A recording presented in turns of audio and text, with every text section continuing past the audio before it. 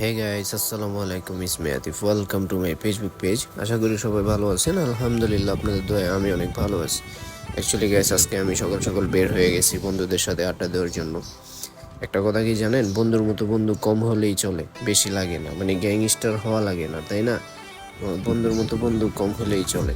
তো একটা কথা কি জানেন, কিছু কিছু সমাজে মানুষ আছে, মানে দেখবে যে আপনি উপর উইটা যেতেছেন, আপনাকে কিভাবে নিচে টাইনা নামাবে। ওই সমাজের লোকগুলার কাজই থাকে এটা। মানে কিছু কিছু লোক আছে, মানে দেখতেছে যে আপনি উপর উইটা যেতেছেন, আপনাকে কিভাবে নিচে নামাবে ওই চিন্তাই থাকে।